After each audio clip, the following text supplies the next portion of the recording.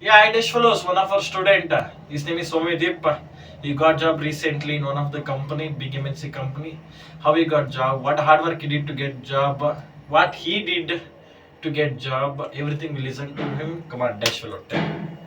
First of all, thank you, SK sir, and thank you, QSpider, to give this opportunity. And I am an incubation student, and I come here May or June, and then only I started my journey as a manual test engineer.